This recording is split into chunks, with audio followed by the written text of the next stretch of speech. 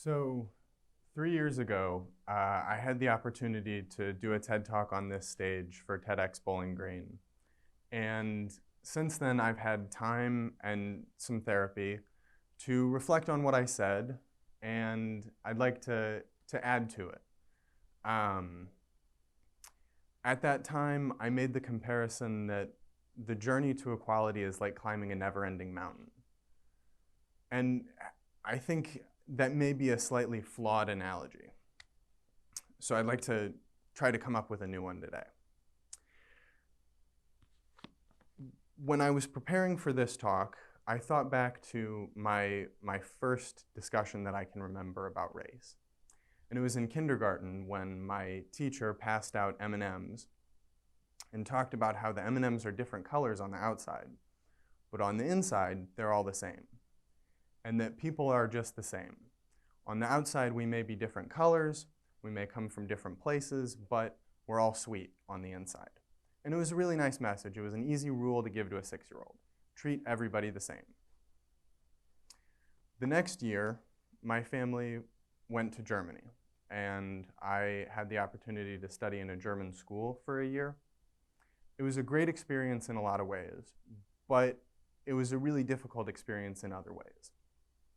Every day I went to a building where most people didn't understand me and I didn't understand them. And so if I had been treated exactly like all of the other kids, I wouldn't have known what was going on. And it was sort of the first glimpse that the M&Ms, we looked very similar. My clothes were a little different. I walked kind of weird, but you know, I was basically like everybody else, except I was American. So I didn't understand what was going on. I was a peanut M&M or something. And so that was a really isolating experience until I had some friends who helped me out, helped me to learn German, and now I'm mostly fluent at a 6-year-old level. I can talk about all the playground things. And I realized that I needed to be treated differently because things were different there. And at 6, I didn't have a full appreciation for everything that was different. But one of the things that I remember being distinctly different was the way that they handled the Holocaust and their national tragedies.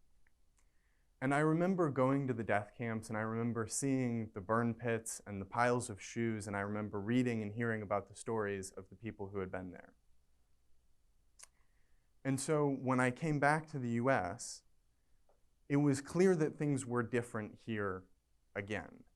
And I was still young, so I didn't understand.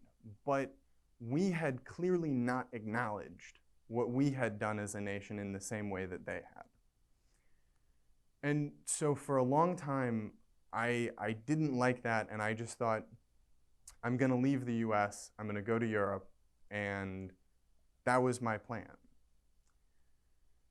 And I thought of it kind of, I was thinking about things that you leave and things that you don't leave. There are things that you can leave like a job, I'm a business major, so that was kind of how I thought of it, right? It was a job that I could quit if I wanted and go elsewhere. And I've thought about it more, and I think that there are other things that you can't leave, like family. And the US it's messy, but my relationship with it is a lot more like my relationship with family than it is like my relationship with a job. In that the US has given me a lot. It has given me many opportunities. It has given me strengths.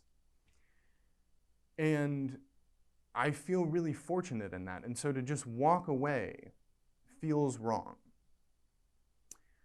The US is like a family in other ways, in that when there's a problem in the family, if we want to solve the problem, we have to get together and agree that there is a problem, right? And that requires a level of criticism. There's a lot of emphasis on love and support these days, and I think a phrase that we don't hear often enough is love and criticism, right? Because when you love something, sometimes you do have to criticize it to make it better, to make it the best that it can be. This country has been great for me in large part because I am a white man. And so my struggle moving forward is not leaving and going to a place where everybody else looks like me, but making this place as great for me and for everybody as it can be. So that learning to love and criticize is something that I had to go to therapy for, right? And part of that was addressing the isolation that I felt in Germany and a lot of my other issues, but I learned in therapy how to treat myself with dignity and respect. Not all the time, I still struggle, but that was one of the important things that I took away. And in learning to treat myself with dignity and respect, I learned that it's important to treat everybody else with dignity and respect as well. And that means sometimes treating people differently. There are cultures in which the thumbs up is not a good sign. Giving people peace signs is offensive. Smiles do not even mean the same thing everywhere. And so making sure that we are aware of the differences among us is going to be key in moving forward with equality. So I started by saying I think the mountain may be a poor analogy. And I think the trouble with mountains and races and journeys is that it gives the idea that we're going to summit a peak, we're going to cross a finish line, we're going to arrive at a place, and equality will be there. And I think that's a misconception, because equality is something that we're going to have to constantly be working towards. A business concept that I have learned about recently is quality, and it's something that I'm obsessed with. I love it. I am focused on quality in every aspect of business, but quality is something, it's not something that you can set it and forget it. It's something that you have to be constantly working towards and making sure that it is happening all the time. And I think equality is exactly the same. One key difference that is important to acknowledge is one goal of quality is making sure that most things are the same most of the time. And the goal of equality is recognizing all of the amazing differences between us. So if I could leave you with some thoughts today, it would be to treat everyone with dignity and respect, to minimize the people who are not treating us with dignity and respect, to recognize that treating everyone with dignity and respect does not mean treating everyone the same, and go to therapy. Thank you.